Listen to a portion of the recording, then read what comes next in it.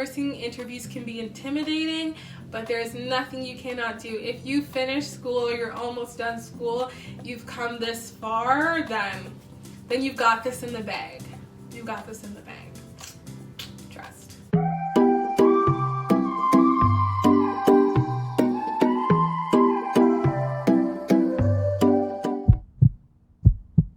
Hi guys, my name is Yatia Lamidi Burn, and welcome back to Living Life with your favorite nurse. So if you're new to my channel, we're all about health and wellness, lifestyle and beauty, and a little bit of nursing. So don't forget to subscribe and join the family. And if you're one of my returning subscribers, welcome back. So today we are continuing the series about preparing for your nursing interview. If you have not watched part 1, I will put up a card for you to watch part 1 after you watch this video. I don't really think you need to watch them in order, but you need to watch them both. So today we are talking about frequently common asked questions on nursing interviews. So these are questions that you need to know. If you have not thought about these questions or the answers to these questions before, definitely this is the time to start thinking of these answers, because I guarantee you will at least get one, minimum of 2 of these questions that I am about to tell you. I feel like I've gotten all, definitely I've gone on many different interviews for different things. So I've had all of these questions before, so I will be kind of answering them or just giving you guys a little gist synopsis of, what I said or what you can say. Don't forget your paper and pen so you can get down all this information as well. Alright, let's not waste any time because you have prepping to do, so let's get started. So the top most popular question is, tell me about yourself. Tell me about yourself is probably the question you will get on every interview that you have. If you don't, I would be shocked, absolutely shocked, because I've gotten it on all of them. So for this question, they want to know who you are. They have no idea who you are, where you've been, what you've done, where you've come from. They need a little synopsis of who you are, what you're about. And this is time to, talk about your skills. It's time for you to say who you are. So basically you could say, I'm a hard worker, I am this, I am that. But one thing you need to know is you're not going to stop at I am a hard worker. You have to talk about why you're a hard worker. You're a hard worker because you assist your colleagues, you look for whoever needs help, you're a resource to others, blah, blah, blah, blah, blah. However you want to answer it. With this question, you always need to give examples. Examples are so important with this question, because no one cares if you say, I'm this, I'm that. That is all talk if you have nothing to back it up. The next question kind of goes in hand with tell me about yourself, and that is, why are you the best candidate, or why should we hire you, or why do you want to work for us? They're all kind of cousins, and this is the time that you can talk about them. So talking about them shows them that you've researched about them, that you know them. This is the time to talk about their values.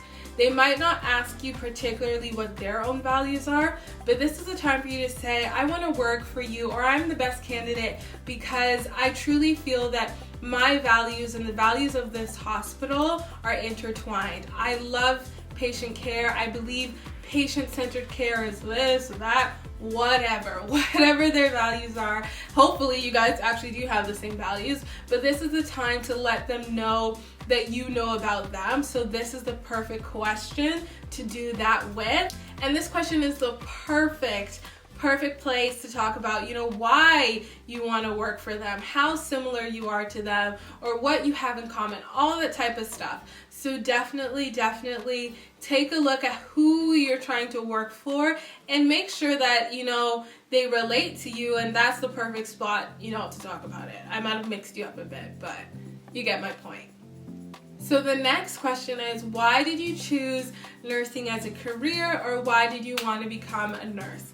I've gotten this question, maybe not on every interview, but I got it a lot in the beginning, I think when I just first started nursing. And this is the time to be emotional but not cry on the floor.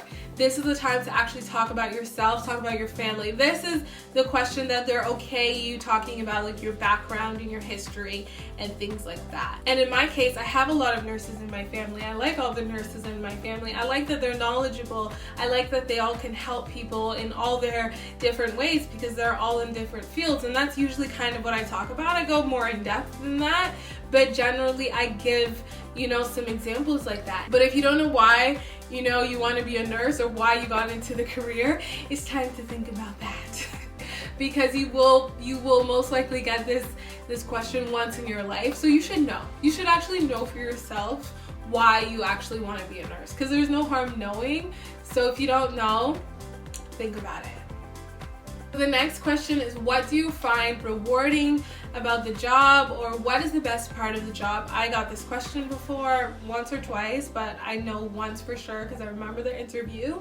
And I remember for me, I was talking about what I found rewarding was either giving someone a peaceful death or a death that they chose, because I was working in palliative care, and that was rewarding for me when someone died peacefully, to be honest, when their family was present, when they weren't suffering, when they weren't in pain. So I gave examples. I didn't just say when my patient says, oh, you did a good job. That's not it. It's not. You have to dig deeper than that. You have to find more than that. So you have to give examples. I believe another example I gave on another job was when I talked about helping people recover. So when I was working in long-term care and I was helping on a unit that helped people regain their mobility. They just came out of the hospital and they needed to go to that floor before they went home. So I talked about, it being rewarding, saying goodbye to them. They were well, they were healed, they regained their mobility, they were, 100% or at least close to. So things like that. I give examples of what is rewarding, things like that. Generally the job is rewarding, but it's good to give examples. So that's a really, really common question. So this question, I feel like it has become more popular due to mental health and due to the fact that people are realizing being a nurse is not easy. And that question is, what do you do for self-care, and or what are your self-care methods? So this question is actually important, and if you don't know for the interview, well, that sucks. But you should also know, because nursing is hard.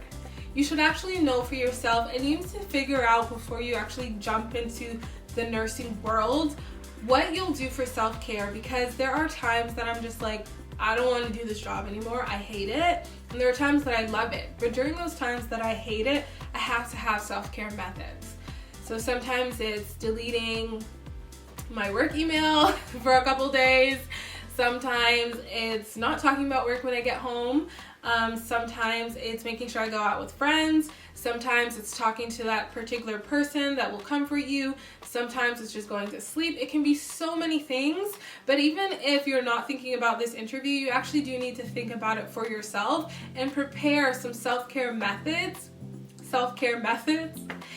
And even if you're not thinking about it for the interview, you actually do need to think of self-care methods for this job, because you will need them. So take time to yourself and think about what you use to get through hard times, because they know the job isn't easy. They know that. So they want to know that you will be able to get yourself together. There might be times that, we all struggle, and that's okay. But they want to know generally that you'll be able to cope, that you'll be able to get through a shift, that you'll be able to get through some tedious issues that might weigh someone else down. So the next question I've gotten a lot as well, and that is, how would you deal with an unsatisfied or a dissatisfied patient, client, whatever? And again, this is another thing, if you haven't thought about it, think about it. How would you deal with one? What would you do?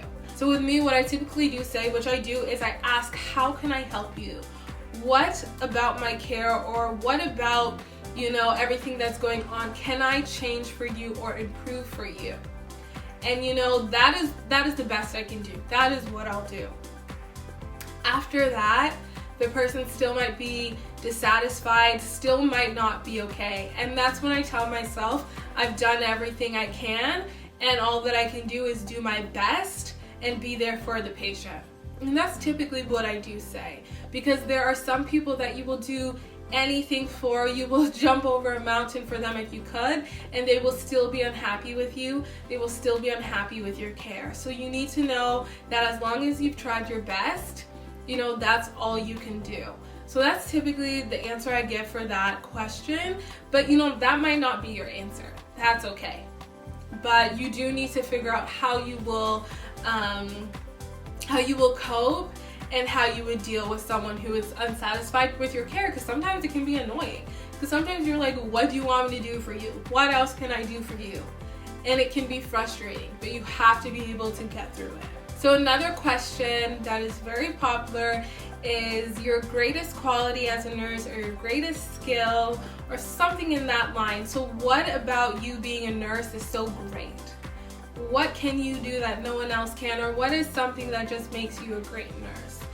And honestly, I give different answers depending on what's going on in my life. Like, honestly, I do. But I do know that I've given listening as one of my greatest skills. It doesn't have to be putting in a catheter. It doesn't actually have to be an intervention you do with your hands. It could be.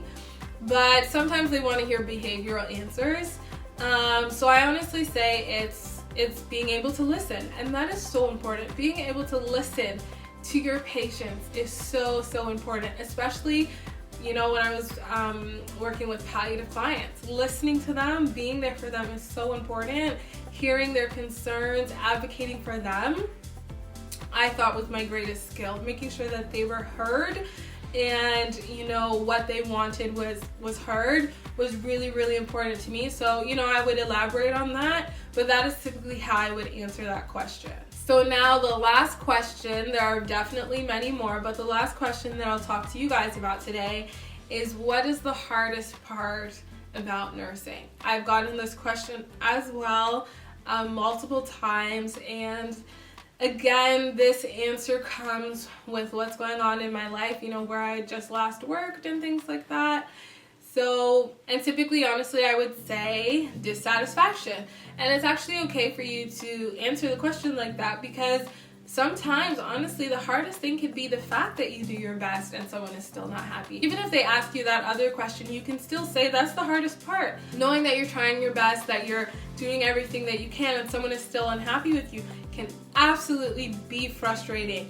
But you know, that's just part of the job. Not everyone will be satisfied. So definitely that might be the hardest part, but you get through it. So, you know, that's sometimes the answer that I give. And sometimes I say, you know, losing someone, that's the hardest part. Losing someone can be hard, but if you do give this answer, you have to, you know, be able to bounce back. You can't, you know, tell them that losing someone's the hardest and then you're in bed for 5 weeks. You know, it's hard. That's the hardest part of nursing, but then you remember that you still have the rest of your patients and you still have a job to do, and you have to continue to help those that are still here with you and, you know, move on, but doesn't change the fact that it's hard to lose people. So if that's your answer, that's okay as well, but you have to make sure that you can tell them that, you know, you're still good. Like, it's hard losing people, but you're good, okay? So don't forget that part in case you use that type of answer. Alright guys, so that was a quick video, honestly, of frequently asked questions, at least that I've been asked on my interviews, that you guys should definitely know for your interview. If you didn't write those down, rewatch the video and write them down and think about your answers. You don't have to, you know, have the craziest answer in the world or the longest answer in the world. Just have something that you actually mean, and I feel like they will see that and understand that. You know, you don't have to fake it. You'll have answers to all their questions. You just have to sit down and think about it, and they will come to you, and then you'll be fine. Honestly, you will be fine. Nursing interviews can be intimidating, but there's nothing you cannot do. If you finish school or you're almost done school, you've come this far, then you've got this in the bag. You've got this in the bag. Trust. Alright guys, thank you so much for watching this video. I'm not sure if we'll do a part 3, but we will see. I hope you guys have a wonderful week. I will see you guys some other time. Thank you for joining, and keep living life from your favorite nurse.